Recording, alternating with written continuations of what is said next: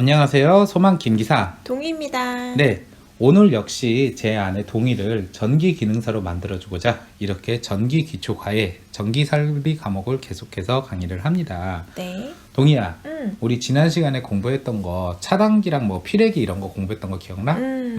그때 배운 차단기는 우리가 말하는 분전반에 있는 그런 차단기가 아니라 수변전 시설, 즉 변압기를 위한 차단기였어. 그래서 뭐 진공 차단기도 있었고 가스 차단기도 있고 뭐 그런 거에 대해서 배웠고 또 같이 배우는 피레기가 있는데, 피레기는 실질적으로 벼락으로부터 직접 전기 설비를 보호하는 것이 아니라, 그렇게 이제 직접 보호하는 건 피레침이지만은 그 벼락이 이제 땅으로 흘러가게 되면은 그게 이제 거꾸로 접지선을 타고 전기 설비를 건드릴 수 있거든. 그걸 보호하기 위한 게 바로 피레기라고 생각하면 돼. 오늘은 이제 공부할 게 이제 그 가공 전선로, 즉 공중으로 이렇게 전기가 다니는 전봇대 쪽의 건주와 장주에 대한 이야기랑, 그리고 그 반대되는 지중 전선로에 대한 이야기를 하려고 해. 이런 것은 우리 눈에서도 좀 쉽게 볼 수 있다 보니까 좀만 설명해 주면은 동의가 금방 이해할 수 있을 거야. 먼저 건주라는 것에 대한 이야기를 해볼게. 자, 내가 전봇대를 하나 그려줄게. 이거는 전봇대의 구조를 하면 금방 이해할 수 있어. 땅이 이렇게 있으면 보통 전봇대가 이렇게 쭉 세워져 있고, 이대로 우리가 전봇대를 안 하지. 보통 이제 여기에 이렇게 가로로 딱 이렇게 있어갖고 여기로 이제 보통 이제 전선들이 막 지나다닐 거야. 위쪽은 보통 이제 세 가닥이가. 왜냐? 고압선이기 때문에 삼상인 거고, 아래 이제 변압기가 있는 그 지점에서는 저압이 되기 때문에 네 가닥, 중성선까지 이렇게 다니는 경우가 많아. 자, 그렇다면은 여기서 이렇게 뽁 심어져 있는 이 세로, 이걸 가리켜 우리가 건주라고 한다. 이렇게 세워져 있는 거. 그리고 여기 이렇게 가로로 놓은 거 있잖아. 이게 바로 장주야, 장주. 그러니까 전봇대는 기본적으로 건주와 장주로 이루어 있고, 때에 따라서 변압기가 달려있는 경우도 있고, 때에 따라서 개폐기가 달려있는 경우도 있고, 뭐 이렇게 더 추가되는 전기 설비는 쉽게 말하면 옵션이야. 그렇게 된다면 건주와 장주는 기본 꼭 함께 같이 다녀야지 바로 여기로 이렇게 전선이 지나갈 수 있게 최소한의 설비라고 생각하면 돼. 그러면은 건주만 있고 장주가 없는 경우가 있을까? 건주가 없고 장주가 없어. 없을 것 같지? 있어. 우리가 예전에 지선, 지주 이런 거 공부할 때 지주가 대표적인 그런 거야. 지주 같은 경우에는 따로 장주가 없어도 지선을 잡아주기 위해 세운 거다 보니까 따로 이런 장주 없이 그냥 건주에 바로 전선도 아니지, 엄밀히 말하면은 그 이제 잡아주기 위한 지선인 거지. 그게 이렇게 있는 경우가 있어. 여튼 그래서 이런 용어부터 우리가 좀 알고 나면은 뒤에 가서 공부할 게 외울 거는 많지만 좀 외우기가 쉬울 거야. 자, 그 이야기가 여기 나온다. 건주라는 것은 목주, 즉 나무로 되어 있는 거, 철근 콘크리트, 우리가 일반적으로 말하는 전봇대란 거지. 이런 것을, 지지물을 땅에 세우는 거, 세운다는 거. 지금 오빠가 얘기했잖아. 그래서 가공전선로의 지지물이 하중에 가해지는 경우 그 하중이 받는 지지율의 기초 안전율은 2.0 이상. 이거 중요해. 그렇게 놓는 게 맞는데, 또 이걸 갖고 예외를 두는 경우가 있어. 근데 이제 우리가 이걸 알아야 되는 게, 이 건주라는 거, 즉 전봇대의 평균적으로 우리가 볼 수 있는 거의 높이는 16m야. 그래서 이 16m를 기준으로서 이야기를 놔. 그래서 건주를 할 때 지지물의 매설 깊이가 전체 길이, 즉 건주 전체 길이가 16m 이하이고 설계 하중이 6.8kN 이하일 경우에는 기초 안전율을 2.0 이상으로 두는 것에 예를 둔다. 이렇게 보면 되고, 전체 길이가 15m 이하, 조금 짤막한 거지. 이럴 때는 전체 길이의 6분의 1 이상을 매설해라. 이게 무슨 얘기냐면은, 자, 예를 들면은 전봇대의 건주, 즉 이 길다란 그 세워놓는 그게 12m라고 생각을 해보자. 12m라면 12m라면 15m 이하인 거잖아. 그러면은 전체 길이가 12m잖아. 여기에서 6분의 1이면은 2m지. 2m 이상을 매설하라, 이 얘기는 이렇게 땅에 매설을 한다면 이 길이가 2m 이상이 되게 하게 되면은 기초 안전율을 2.0 이상으로 하는 것에 예를 들 수 있다, 이런 이야기야. 그러니까 충분히 깊게 파묻으면은 그만큼 튼튼하게 꽂혀 있기 때문에 그런 거야. 이런 것도 알아두고, 그리고 전체 길이가 15m 초과인 경우에는 2.5m 이상 매설을 한다. 이거는 우리가 흔히 말하는 16m 전봇대가 여기에 해당하는 거지. 이 16m의 경우에는 2.5m 이상 땅에다 매설을 할 경우에는 기초 안전율을 2.0 이상으로 할 필요가 없다 이 얘기야.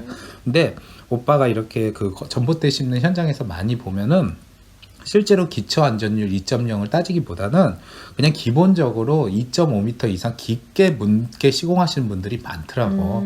그러니까 항상 이 전기 규정이라는 것은 예외 규정이라는 게 있기 때문에 예외 규정이 좀 더 경제적이고 시공하기가 간편하다면 거기를 많이 따르시는 것 같아. 자, 그리고 지반이 약한 장소. 지방이 약한 장소라는 거는 일반적으로 우리가 말하는 도시보다도 이런 데가 있을 거야. 옛날에 그냥 뭐 뻘이라고 하는 건데 그 뻘을 메꿔 갖고 육지로 만드는 간척지 같은 경우, 아니면은 여기 그 송파 같은 경우 옛날에 그 한강이 석촌호수 있는 데로 흘렀잖아. 이런 데는 소위 강을 메꿨단 말이야. 이런 데는 지반이 전반적으로 약해. 그래서 간혹가다 뭐 싱크홀 사고도 나고 이런 경우가 있는데, 이럴 경우에는 지중 50cm 정도의 근가를 설치한다 이렇게 써 있어. 근가가 뭔지 알아? 몰라. 근가라는 거는 지금 오빠가 이렇게 전봇대를 이렇게 땅에 꽁 박는다 그랬잖아. 이걸 건주라 그랬잖아. 그러면 이 건주를 그냥 꽁 박는 게 아니고 여기에다가 큼직한 돌덩어리 같은 걸 딱 놓는 것을 근가라 그래. 그러니까 이렇게 근가를 놓는 이유는 예를 들면 힘을 이쪽으로 이렇게 받는 뭐 바람이 되었던 아니면 어떤 하중 같은 게 이쪽으로 많이 쏠리게 된다 그러면은 여기에 근가를 이렇게 빨갛게 두잖아? 그러면 이 근가로부터 서로 이렇게 뭔가 지지할 수 있는 힘이 생긴단 말이야. 그러니까 쉽게 쓰러지지 않게 잡아주는 역할을 해. 그래서 보통 이 근가 같은 경우는 힘을 받는 반대 방향에 설치를 하거든. 그래서 이렇게 지반이 약한 장소 같은 경우에는 지중 50cm 정도, 그러니까 땅속 50cm 정도에다가 근가를 이렇게 설치를 하면은 역시나 기초안전율 2.0 이상으로부터 예외를 할 수 있다 이렇게 생각하면 돼. 자, 그리고 전체 길이가 16m를 초과하고 20m 이하일 경우, 대표적으로 이제 뭐 한 18m나 20m 되는 전주 같은 게 있겠지. 이럴 때는 설계화 중에 6.8kN 이하인 철근 콘크리트를 논이나 지반이 약한 곳 이외의 장소, 그러니까 이제는 지반이 좀 튼튼한 곳을 말하는 거지. 이럴 때는 2.8m 이상 매설을 해라. 이 매설이라는 거는 결국 이 전체 그 전봇대의 길이에서 2.8m 이상은 땅속에 다 묻어라. 그렇게 하면 역시나 기초안전율의 2.0 이상으로부터 예외로 해주겠다. 그리고 또 조건이 있어. 전체 길이가 14m 이상 20m 이하, 그리고 설계화 중이 6.8kN 초과 9.8kN 이하의 철근 콘크리트줄을 논이나 지반이 약한 곳 이외의 장소일 경우에는 또 이런 공식. 전체 길이가 15m 이하인 경우는 전체 길이에서의 6분의 1을 곱한 것에 0.3m 이상 매설. 아까 말했던 이제 12m짜리 전주다. 그것이 이제 논이나 지반이 약한 곳이 아닌 곳에다 설치를 한다 그러면은 아까 말한 게 12m에 6분의 1이면 2m였잖아. 2m에다 다시 0.3m를 더하면 2.3m잖아. 그러니까 12m짜리 건주를 이렇게 심는다 하더라도 2.3m 이상은 매설을 하라. 그러면은 기초 안전율 2.0 이상으로부터 예로 해주겠다. 그렇게 생각하면 되고, 그리고 전체 길이가 15m를 초과하는 경우, 대표적인 게 16m 전주 같은 경우에는 2.5 플러스 0.3m, 즉 2.8m지 그 이상을 매설하면은 역시나 기초안전율 2.0 이상으로부터 예외를 해준다. 그런 거야. 그래서 이걸 가르쳐 이제 좀 표로 우리가 알기 쉽게 한 건데, 여기에서 말하는 전주 길이라는 것은 바로 이 전봇대의 전체 길이를 말해. 그래가지고 7m부터 16m 이상까지 이렇게 있다 그러면 표준 깊이라는 것은 어느 정도 깊이로 매설을 하냐 땅속에 그런 거고, 근가 길이라는 거는 앞서 말했던 그 돌덩어리 땅속에다 딱 묻어서 지지하게 해주는 그 길이는 어느 정도로 해라. 그런 것에 대한 그 단위인 거야. 그래서 이런 것도 우리가 외우면 정말 좋겠지만은 그래도 좀 큼직큼직한 것들, 대표적으로 이제 짝수로 많이 외우는 게 좋을 거야. 12m, 14m, 16m 이상 이런 거에 해당하는 이런 길이 같은 거는 우리가 좀 알아두는 게 좋을 것 같다가 오빠의 생각이야. 그래. 자, 그 다음 장주에 대한 얘기를 해줄게. 장주는 아까 말했듯이 전봇대에 뾰족 세우는 게 아니라 전선을 걸 수 있게 이렇게 가로로. 마치 사람으로 말하면 팔을 이렇게 펼쳤을 때 그 팔에 해당하는 거라고 생각하면 돼. 그래서 이를 지지물의 전선이나 개폐기 등을 고정시키기 위해 완목이나 완금, 뭐 그 완철이라고 하고 애자 등을 시설하는 것이 바로 장주라고 한다 해서 여기서 공통점이 완이라는 단어가 들어가. 완이 뭘까? 완? 몰라. 그치, 모르지. 오빠도 그냥 그 당시에는 무식하게 외웠는데 그 완이라는 단어를 쓴 것 중에 이 완목 이거 옛날에 그 지금은 없어졌어. 옛날에 철도를 보면은 그 철도 신호등이 어떻게 돼 있었냐면은 이게 어르신들은 좀 알 거야. 예를 들면은 이렇게 기찻길이 있어. 그리고 이렇게 뭐 철도 차량이 있다고 쳐보자. 이렇게 있고 그러면은 옛날에는 그 기차 신호등이 지금 우리 자동차 신호등처럼 빨간불, 노란불, 녹색불 이렇게 돼 있다면은 옛날에는 이렇게 딱 돼 있어 갖고 마치 까치발 같이 이렇게 있었어. 그래가지고 이게 가로로 이렇게 딱 하면은 열차가 오지 마라. 그리고 이게 톡 떨어져 가지고 이런 식으로 딱 돼 있다 그러면은 열차가 가도 된다. 이런 식으로 마치 까치발이 벌어졌다 오므려졌다 하는 식으로 열차한테 신호를 줬거든. 아마 이게 2004년 그 저기 전라선 주생역이라고 하는 데가 우리나라의 마지막 이 완목 신호등이 있었을 거야. 이걸 가리켜 완목 신호등이라 그랬어. 지금은 없어. 여기에서 내가 이제 완목이라는 단어를 처음으로 접했었는데 여기에서도 완이 나오고 전봇대에서도 완이 나오는데 이 완이라는 게 한자어로서 우리 신체 부위의 어디를 얘기하는 거냐면 바로 팔뚝을 이야기를 해. 팔뚝완이라는 한자가 있어. 그래가지고 이걸 활용한 단어로 뭐가 있냐면은 우리가 손가락 힘을 양력이라 그러잖아. 그럼 팔뚝의 힘을 완력이라 그래. 그리고 뭐 어떤 사람이 사업 같은 거 되게 잘하면 저 사람 사업 수완이 좋다 그런 거 들어봤지. 거기에서도 그렇게 쓰여. 그래서 이 단어에서 완목이나 완금, 완철 이런 게 결국에는 팔뚝과 같다. 오빠 말했잖아. 전봇대에서 몸이 건주라면은 이 팔 같은 것이 장주라 그랬잖아. 그러니까 이 장주라는 것은 완목이든 완금이든 완철이든 이런 거와 관련이 있다 생각하면 되고 여기에서 말하는 애자라는 게 뭐냐면은 결국 이 완목이나 완금, 완철에서 전선을 걸칠 수 있게 해주는 거. 그래서 오빠가 그랬잖아. 그 사기, 도자기 원료인 사기 같은 걸 이용을 해갖고 뭐 절연 효과도 주고 뭐 물도 안 고이게 하고 튼튼하게 만들고 막 그런다 그랬잖아. 그런 거야. 그리고 이 완금이나 완철이 같은 게 여기서 말하는 금이라는 게 결국에는 팔뚝이긴 팔뚝인데 이 금이 한자로 쇠금. 오빠의 성김이기도 하지만 이렇게 생긴 거야. 철이잖아. 철. 같은 이야기라는 거야. 그래서 보통 이게 예전에는 완목을 많이 썼어. 나무로 이렇게 전선을 많이 걸치고 했는데 요즘에는 이렇게 완목으로 이렇게 장주를 놓기보다는 거의 완금, 그러니까 철로. 당장 우리 집 밖에 있는 전봇대를 봐봐. 그래서 위를 유심히 보면은 이 장주가 거의 철로 돼 있을 거야. 그렇게 돼 있고 장주의 경우에도 보통 장주, 창출 장주, 편출 장주, 네크 장주 이런 게 있는데 이게 무슨 이야기냐? 그러면은 자, 이것도 어려운 건 아니야. 우리가 전봇대를 이렇게 심었다. 그리고 자, 이렇게 장주를 가로로 놓는 팔뚝과 같다 그랬잖아. 근데 이 팔뚝이 서로 건주를 중심으로 양쪽이 거의 비슷하게 간다. 그러면은 이게 보통 장주를 얘기를 해.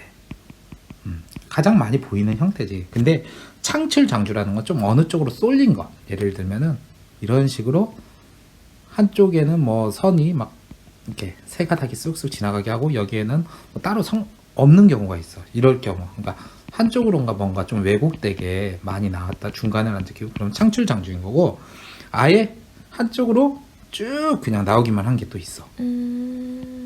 그리고 여기에는 없어. 그러면 이럴 때는 편출 장주다. 이렇게 생각하면 돼.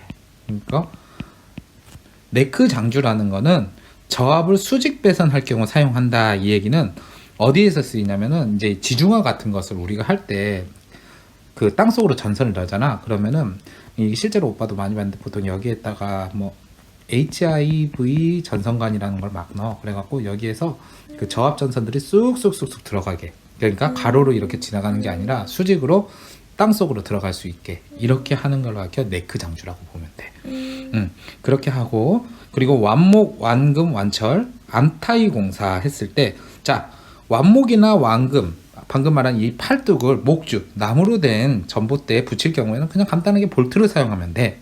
근데 이제 목주 같은 경우는 뭐 그렇게 볼트를 사용한다는 건 결국 나무가 볼트 같은 거에 뚫리니까 가능한 건데 이 철근 콘크리트 같은 경우는 볼트에 안 뚫려. 워낙 튼튼하게 지었기 때문에 그렇기 때는 암밴드를 사용한다. 여기서 말하는 암이라는 게 팔의 암 그걸 말해. 그러니까 우리가 뭐 이제 되게 안 좋은 병인 암을 얘기하는 게 아니라 팔. 그러니까 팔과 같이 생긴 밴드가 뭐겠어? 우리 그 암밴드. 상처 났을 때 밴드 같은 거 붙이는 것처럼 뭔가 고정시킬 때 쓰는 거잖아. 그러니까 그런 걸 이용해서 완목이나 완금은 철근 콘크리트주에 붙인다 이렇게 보고, 그리고 완목이나 완금이 상하 이동을 방지 위해서는 암타일을 사용한다 이 얘기인데, 이게 무슨 얘기냐면은 단순히 붙이는 게 아니라 지금 이렇게 우리가 걸쳐놨는데 아래로 가거나 위로 가거나 해서 이게 서로 지금 수평을 이런 게 서로 기울어지거나 아니면 쓱 흘러내리거나 하면 안 되잖아. 그러기 위해서는 여기에다가 암타이를 사용한다 그래. 자, 여기서 말하는 타이, 우리가 대표적으로 타이 하면 생각나는 게 넥타이가 있지. 넥타이가 뭐야? 목에다 쪼매는 거잖아. 여기에서 암타이라는 거는 결국 여기에다 쪼매주는 걸 말하는 거야. 그러니까 넥타이가 목을 딱 쪼매서 어떤 그 뭐 시각적으로 좀 뭐 이렇게 보여지는 그런 어떤 액세서리잖아. 그러면 암타이라는 거는 이 완목이랑 완금 같은 장주 자체를 위아래로 움직이지 못하게 꽉 쪼매준다. 그렇게 생각하면 되고, 그리고 암타이를 지지물에 붙일 때는 아예 암타이 밴드라고 하는 것을 통해서 완전하게 고정을 시키면 되겠다. 이렇게 보면 돼. 그래가지고 여기에서 우리가 또 이런 이해와 동시에 외워야 할 게 바로 완금 표준 길이라는 게 있는데, 전선의 조주라는 건 쉽게 말해서 2조라는 거는 단상 220V 같이 두 가닥의 선이 지나갈 때, 그리고 3조라는 거는 3상 세 가닥의 선이 지나갈 때야. 근데 중성선은 실질적으로 접지선과 같은 개념이기 때문에 여기에서는 조에서 빠져. 그러니까 단상 아니면 3상일 때 이야기인데, 당연하지만은 3상일 때가 더 완금이 길어야 돼. 왜냐? 그만큼 선이 더 많이 들어가니까. 그래서 이거는 바로 이 장주의 길이를 말해. 즉 예를 들어서 여기에서 여기까지의 길이가 어떻게 되냐. 근데 여기가 만약에 고압이다. 그리고 세 가닥의 선이 지나간다 그러면은 1800mm, 즉 1.8m지.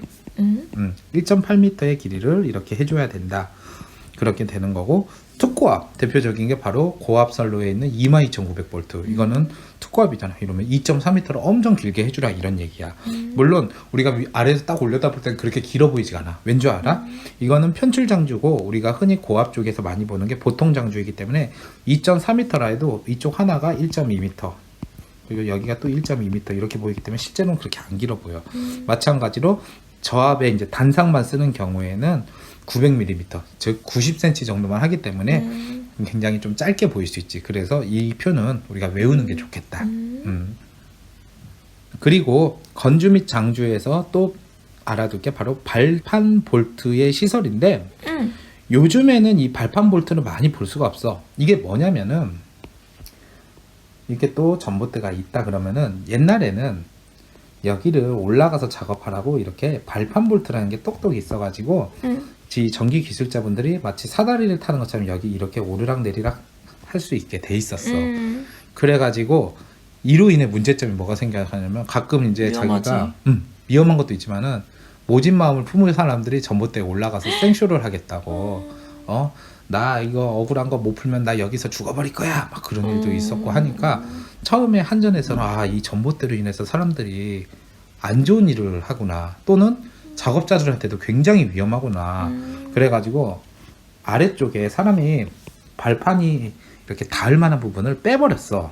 그러니까 이렇게 또 나쁜 마음을 품는 사람들이 어떤 짓을 하냐면, 자기가 여기다 이제 사다리를 대놓고 올라가가지고 또 여기서 나 이거 해결 안 해주면 여기서 죽어버릴 거야, 막 이런 식으로 나오는 경우가 있고, 마찬가지로 전기 기술자들도 아니 사다리를 펼쳐서 발판을 올라간다고 안전이 해결되는 게 아니잖아. 그래서 이제는 거의 발판이 있는 전봇대는 많이 안 보여. 그럼 지금 어떻게 작업을 하냐? 애초에 그 스카이차라고 해가지고, 우리 이제 그 이삿짐 같은 데 다니면은 그 짐 올리는 거 사다리차라 그러잖아. 이 스카이차 혹은 뭐 바가지차 뭐 그래가지고 정확하게 말하면 이제 저렴 버스켓이라 그래. 여기 이렇게 두 사람 정도가 이렇게 올라가서 작업할 수 있게 이런 걸 이용을 해갖고 전봇대 작업을 많이 해. 안전 때문에 그렇게 하고, 실제로 이 차를 빌리는 게 비용이 비싸기 때문에 나쁜 마음을 품는 사람들이 쉽게 이 차를 못 빌려. 가장 중요한 건 뭐야? 이 차를 빌렸어. 그랬는데 이제 빌리면 이 차가 올 거 아니야. 그래서 전기 작업을 하는 사람이 아니라 그냥 나 억울하니까 올라갈 거야 하면 이 사람이 밑에서 올려줄까? 그래서 무슨 말을 하세요? 정신 차리세요 하고 안 올려줄 거 아니야. 결국에는 장난을 칠 수 없게 된 거지. 그래가지고 발판 볼트 같은 경우는 최근에는 많이 안 보이는데, 그래도 이 기능사라는 것은 자격증 공부인 거고, 우리가 그래도 이것저것 많이 알아야 되니까 좀 간단히 공부해보면은 계폐기 변압기 등 설치된 지지물이나 저압선이 가설된 지지물의 경우는 지표상 1.8m부터 완금 하부 0.9m까지 부착한다. 이런 얘기가 있어. 이거는 그냥 이 설명을 드리면서 우리가 쉽게 그림을 이해해보자. 자, 다시 전봇대가 이렇게 딱 있다. 딱 있으면은, 자, 여기에서 땅이 그냥 여기에 이렇게 딱 있다고 해보자. 이게 땅이야. 그러면은 1.8m라는 거는 우리 사람 위로. 키로 말하면은 180cm와 비슷한 거야. 180cm 되는 지점, 그러니까 한 이 정도 되겠지. 이 지점부터 이렇게 바로 발판 볼트를 놓고 어디까지 놓냐 그러면은 여기에 바로 완주가 있을 거 아니야. 완주가 있다면은 완주로부터 0.9m, 즉 90cm 떨어지니까 거기까지 이렇게 놓아라. 이 얘기야, 이 얘기. 자, 그리고 이거는 이제 계폐기나 변압기 같은 어떤 전기 설비 같은 게 여기 이제 장주에 설치됐을 때 이야기고, 그러지 않는 경우에는 지표상 3.6m, 그러니까 더 높게 놓고 완금 하부 0.9m는 비슷하게 간다. 이렇게 생각하면 돼. 그래. 자, 그리고 주상 변압기. 우리 그동안 말했잖아. 이 변압기가 있는 전봇대도 있다고. 이걸 이제 보통 한전에서는 변주라 그래, 변주. 그러니까 전봇대도 다 이름이 있어. 뭐 지주도 있고 변주도 있고 건주 뭐 그런 것도 있는데, 이 변주 같은 경우에는 변압기 고정은 행거 밴드를 사용하여 지지물을 설치한다. 그렇게 써 있어. 행거 뭐겠어? 매다는 거야. 거. 밴드는 뭐야? 묶는 거잖아. 그런 걸 통해서 설치한다. 그렇게 보고, 행거 밴드를 사용하기 위해 변대를 사용하여 변압기를 설치한다. 이건 또 모르겠지. 변대. 거꾸로 말하면 되게 지저분한데, 그치? 아, 웃자고 한 말이 나왔네. 이제 이해했어? 좀 늦네. 자, 그 변대라는 거는 그 변대주라고 실제로 있어. 그게 이제 H주라고도 하는데, 예전에 오빠가 살짝 그려준 적이 있을 거야. 이렇게 전봇대 두 개를 넣고 이런 식으로 넣고 우리가 H주라 하는데, 요 위에다가 변압기를 딱 올려놓는 거야. 그래가지고 요 아래 이렇게 변압기를 올려놓는 대 있잖아.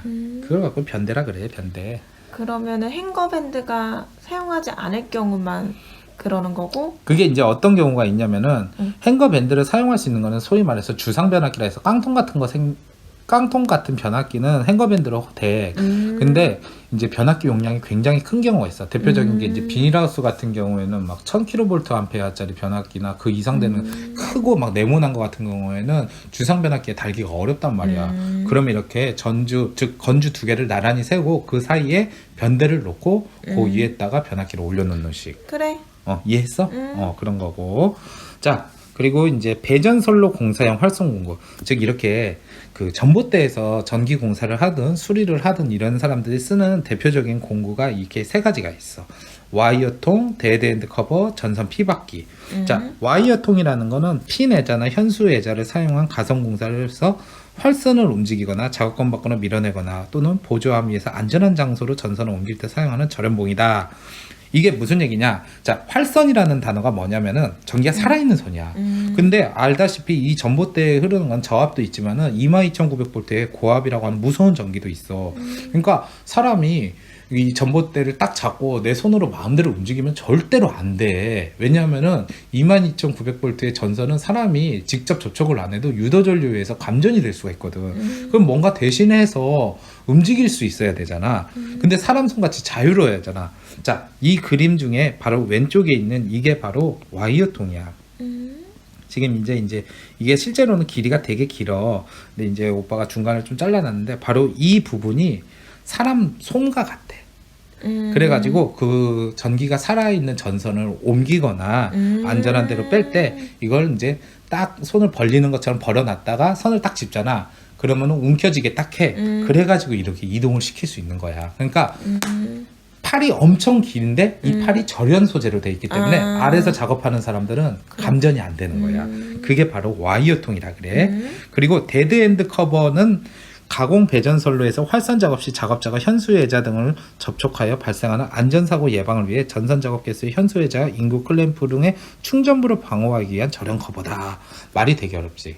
근데 오빠는 실제로 이거 작업하는 거 되게 많이 봤어. 어떻게 하냐면은 지금 이렇게 그 전봇대 전기공사할 때 전기가 살아있잖아. 그러면은 아까 말했듯이 이렇게 그 바가지 차를 타고 작업하시는 분들이 올라가다 보면은 이 자기가 작업할 전선은 이게 이제 파란색 선이고 만약에 이제 작업을 안 한 선이 이렇게 또 검은색 선을 지나간다 그러면은 이분들이 가장 먼저 하는 게 이 검은색 선에다가 데드엔드 커버를 이렇게 하나씩 입혀. 왜냐하면 작업하다가 실수로 다른 선에서 감전이 될 수 있기 때문에 이 데드엔드 커버로 딱 마치 고무 옷을 입히듯이 딱 입혀놓고 나면은 여기에서 흐르는 유도 전류 같은 걸로 인해서 본인의 감전될 일이 없기 때문에 이것부터 일단은 작업을 하셔. 그리고 나서 와이어통을 꺼내갖고 이 고장난 이 파란색 선 같은 것에 딱 잡아갖고 작업을 하시는 거란 말이야. 그렇기 때문에 이 데드엔드 커버라는 거는 어떻게 보면은 말도 좀 무서워. 데드엔드가 뭐겠어. 어쨌든 그래서 이 사람이 전기로부터 치명상을 입기에 가장 어떻게 보면은 갑옷같이 보호해주는 장치라고 생각하면 돼. 그래서 이 노란색 그 베드엔드 커버를 하나씩 딱 올려놓을 때마다 그런 작업하시는 분들을 내가 보기에는 되게 숭고하더라고.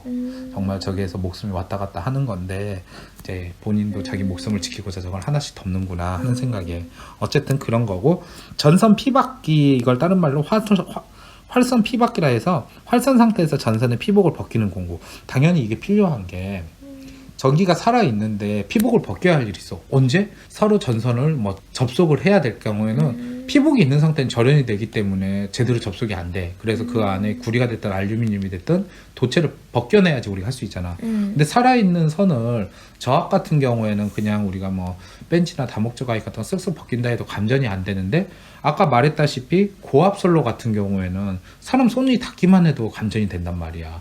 안 닿아도 감전이 되고. 그렇기 때문에 이런 거는 그냥 막 벗긴다고 되는 게 아니라 바로 전선 피박기라는 걸 이용해서 벗겨야 되는데, 이거는 이제 사람 손으로 직접 하기보다는 이런 그 전동 드릴, 전동 드라이버 같은 공구회를 이용해서 이걸 회전을 해갖고 깎아내듯이 휑 해갖고 연필 깎듯이 싹 벗겨내고 그런 식으로 하는 거야. 직접 사람 손을 이용한 대신 공구를 활용한다 이렇게 볼 수 있고. 그래서 어쨌든 이 세 가지 공구가 가장 대표적인 거고, 어떻게 보면은 이 배전 공사는 그래서 저압 공사보다는 좀 단순한 거는 있어. 머리를 많이 쓸 일은 없지만은 좀만 실수를 하면 큰일 나기 때문에 오히려 이런 일 하시는 분들이 더 많이 버시는 것도 있고 그래. 자, 이렇게 우리가 이제 전봇대에 대한 걸 얘기를 했으면은 이번에는 지중전선로에 대해서 얘기해 줄게. 지중전선로는 오빠가 동이랑 산책하면서도 많이 알려줬을 거야. 여기는 지중화가 돼서 전봇대가 없네. 바로 그 얘기야.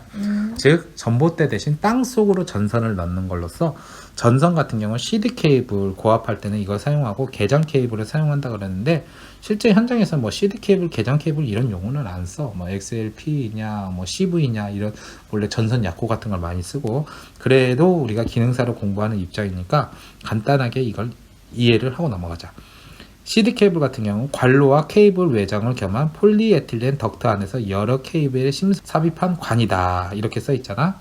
그러니까 이게 관로라는 것은 어떤 거냐면은, 우리가 이제 땅이 이렇게 있다 그러면은 아래에다가 이렇게 관을 딱 맺거나 여기로 전선관이 지나가게 그렇게 하고 그 안에다가 케이블을 넣는데, 케이블 외장을 겸한 게 뭐냐는 것은, 케이블이라는 것은 결국 피복, 즉 시스 같은 게 있거든.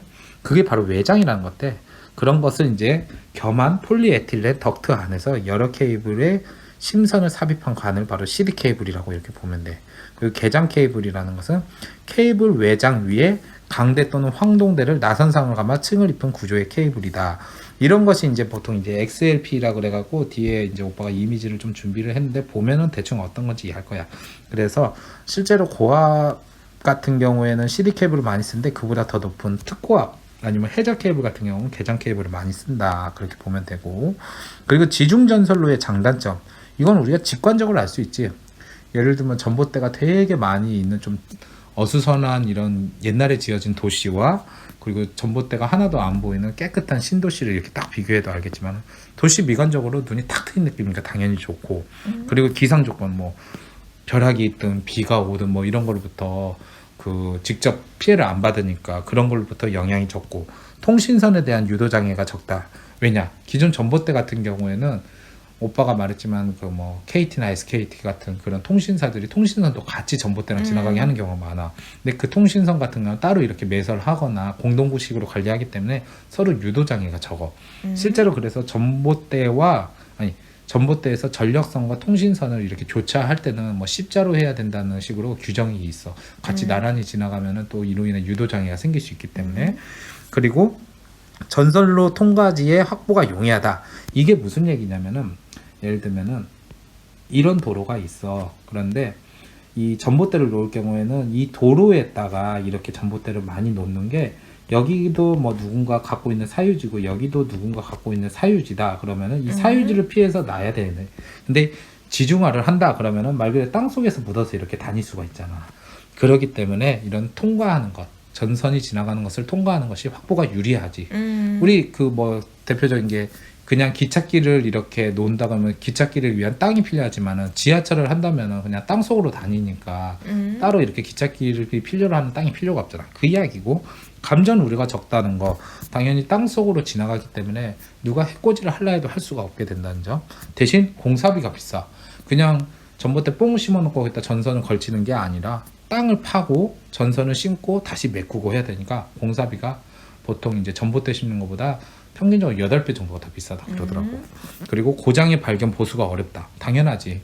전봇대는 이렇게 전선이 눈에 보이니까 어디가 문제가 생긴다면 아 저기가 고장이 났네? 그러면은 아까 말한 그 바가지 차를 타고 올라가서 수리가 돼.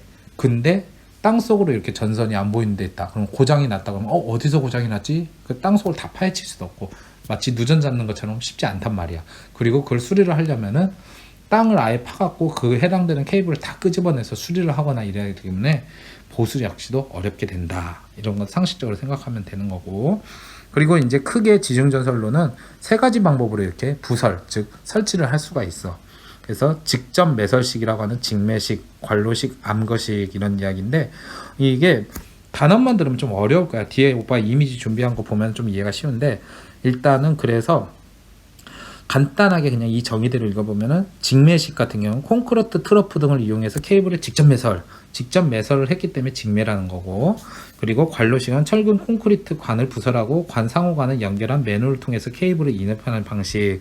이거 같은 경우가 좀 많이 보이더라고. 실제로 현장에서도 보면 관로식이 많고, 암거식은 터널과 같은 콘크리트 구조물을 사이에 다해선의 케이블을 수용한 방식으로, 이거 같은 경우는 이제 신도시의 핵심적인 도로 같은 데 보면은 공동구라는 게 있어. 이 공동구가 뭐냐면은 단순히 전선뿐만이 아니라 통신선, 뭐 상수도, 하수도, 그리고 뭐 이제 그 열이라 그러지. 그래서 뭐 온수가 됐든 난방이 됐든 이것을 하나의 큰 터널에서 같이 지나가게 한단 말이야. 그런 데에서 쓰는 것이 암거식이야. 어쨌든 그러고 이렇게 지중전선로의 시설 원칙 같은 경우에는 직매식이나 관로식 같은 경우에는 차량이나 중량물, 그러니까 무거운 어떤 것이 밟고 지나가는 경우에는 최소한 1.0m 이상 그렇게 전선을 지나가게 하면 되고, 그런 걸로부터 압력을 받지 않는다 하면은 0.6m, 즉 60cm 이상만 묻어도 된다 그런 거고. 그리고 관로식의 지중함 시설, 지중함의 크기가 이게 오빠 좀 단위를 잘 못 썼는데 1세제곱미터야. 1세제곱미터 이상인 경우 가스 발산 통분 장치를 시설한다. 이 얘기가 뭐냐면은 1세제곱미터라는 거는 그냥 쉽게 말하면은 우리가 그 부피를 얘기를 할 때 가로 곱하기 세로 곱하기 높이 뭐 그렇게 하잖아. 그래갖고 각각의 길이가 1m 이상이면은 그 1세제곱미터 이상이 되거든. 그렇게 돼 있는 경우에는 가스 발산 통풍 장치를 시설하라. 이 얘기가 뭐냐? 결국은 환기를 시킬 수 있는 장치도 설치를 하라. 대신 그 이하의 크기일 경우는 굳이 그런 걸 놓지 마라. 그리고 지중전선과 가공전선이 접속 시 지중전선의 노출 범위의 방호 범위는 무슨 이야기냐?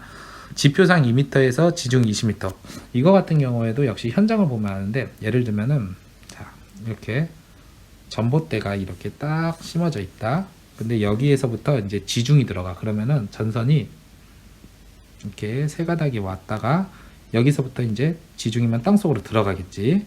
그래갖고 여기서 이제 땅 밑으로 다니는 지중이 된다 그러면 방호장치라는 거는 사람들이 접근할 수 없게 한다 그래가지고 이게 이제 지표면이야. 지표면이면은 보호장치, 즉 방호장치를 할 때 지표상 2m.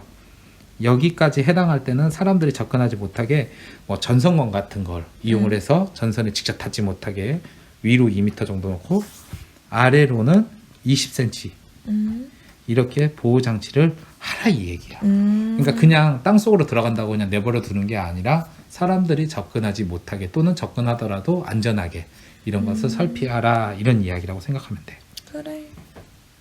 자, 지중전선로에 대해서 오빠가 몇 가지 이미지를 준비했어. 좀 전에 이야기했던 직매식, 관로식, 암거식에 대한 얘기인데 직매식은 가장 간단해. 그리고 전기를 많이 사용하지 않는 공로에 많이 사용해. 보통 공원 같은 데를 이렇게 많이 해.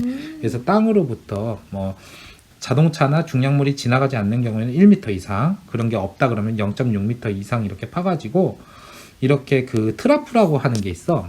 트라프라고 하는 것을 이렇게 설치하고 그 안에 노란색이 케이블이거든. 이 케이블을 놓고 거기다 또 모래를 이렇게 쌓아.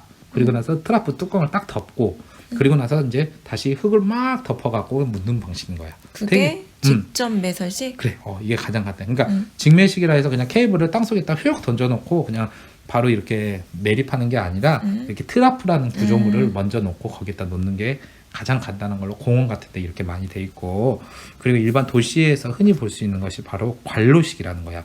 이거 같은 경우는 좀 깊게 파되 똑같이 이렇게 그 땅속에 케이블을 바로 묻는 게 아니라 PE 주름관, 이걸 다른 말로 하면은 ELP관이라 그래. ELP라고 하는 전선관이 있어. 그러니까 주름관 같은 건데 그 주름관 안에다 케이블을 넣고 주름관을 묶고 거기다가 모래를 넣고 나서 이제 흙을 넣었던 콘크리트를 넣었던 어떤 그런 땅을 다시 매립하는 것이 관로식으로서 가장 많이 쓰여. 관로식.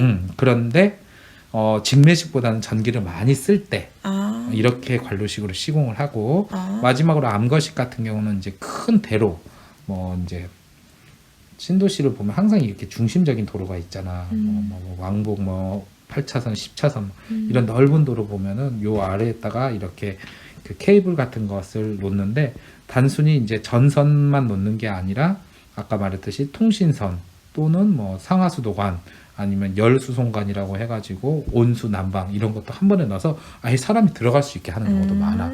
그래서 어디가 문제가 생기면은 공동구라 그러거든.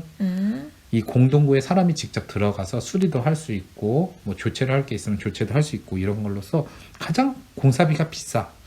왜냐하면 사람이 들어갈 만한 크기로 크게 뚫어야 되니까 이것저것 시설도 많이 갖추니까 대신 유지보수도 할 수 있고 또 추가로 어떤 전기를 많이 사용할 때 전선을 추가로 놓기도 좋고 뭐 그러기는 해. 그래서 신도시의 굉장히 이제 중심이 되는 도로 같은 경우는 이런 식으로도 많이 논다 보면 되고. 암거식으로. 그리고 이제 그 특고압 케이블, 그러니까 우리가 말하는 흔히 말하는 고압 케이블 같은 경우에는 TRCNCV W 케이블에 해서 실제로도 여기 이제 구리 도체 같은 게 이 정도밖에 안 되지만은 거기에다가 이게 기본적으로 절연물이나 뭐 절연체 그리고 시스 같은 걸 위해서 그 도체를 보호함과 동시에 또 한 번 이렇게 층을 이루었어.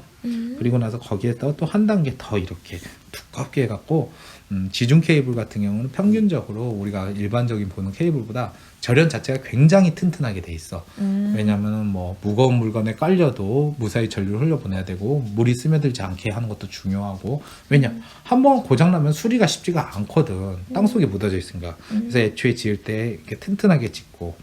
자, 그리고 지중선로 표시기, 우리가 이제 전봇대는 눈에 바로 보이지만은 전봇대가 아니고서는 눈에 잘 안 보이잖아. 그러기 때문에 그걸 이제 땅에서 어디에 있는지 잘 모르겠다 하기 때문에 지중선로 표식이라는 것을 이제 은근히 이렇게 골목길 같은 데 박아놓은 게 있어. 신도시에 가면 많이 볼 수 있어. 그러면 이렇게 전기 쓰고 이렇게 화살표로 이렇게 있다 그러면 실제로 여기를 땅속을 딱 파면은 바로 전선이 지나가 있는 거야. 그렇기 때문에 이런 게 보인다고 하면은 굴삭기를 이용해서 땅을 파고 그러면 안 돼. 한전에 연락을 먼저 해야 돼. 내가 이 길에 파야 되는데 어떡하라 그러면 한전에서 사람이 나와가지고 허락을 하고 안 하고를 결정하고, 만약 허락을 하더라도 이 부분은 조심히 파시고 옆으로 파시라 이런 식으로 해. 왜냐면은 굴삭기로 땅을 파다가 전력선을 건드려봐 그러면 단락사고가 일어나서 뻥 터진과 동시에 그 주변에 모두 정전이 되고 난리가 난단 말이야. 그렇기 때문에 이렇게 땅 속에 있어서 안 보이는 전선 때문에 사고가 나지 말라고 이런 것도 표기를 해놓고 있고, 그리고 지중화 구간에서 또 볼 수 있는 것이 바로 이 패드. 오빠 이런 거 자주 얘기하잖아. 만질라 그러면 동이가 더러워 만지지 마 그럼 변압기나 개폐기 같은 거 이렇게 튀어나와 있는 거 바로 이런 게 그러고, 요 위에 그림 같은 게 오빠가 방금 전에 말했던 그 공동구 이야기야. 그래서 도로 아래쪽에 보면은 이렇게 수도관도 있고 하수관, 가스관, 뭐 통신선 뭐 이런 거, 송전선도 지나가고 뭐 이런 걸로써 주요 대도시 지하에는 이렇게 지나가 있는 게 있다 이렇게 보면 돼. 거기다가 그 아래로 뭐 지하철이 지나가는 경우도 있기 때문에 실제로는 굉장히 우리나라의 지하 구조물은 복잡한 편이야. 특히 대도시일수록 어떤 이 사회의 기본 인프라 같은 것을 눈에 보이게 하기는 싫으니까 다 땅속으로 묻다 보니까 되게 취약한 부분도 있기도 해. 자, 여기까지 강의 어때? 어려웠어? 아니야, 재밌었어. 그림도 많고 사진도 있으니까 어. 좀 풍부한 것 같아. 아, 진짜? 나도 신나게 떠들어대니까 재밌다. 하여튼 여기까지 이렇게 수업 들어주냐 고생 많았고, 자, 하나, 둘, 셋 하면 화이팅 하자. 하나, 둘, 셋, 화이팅!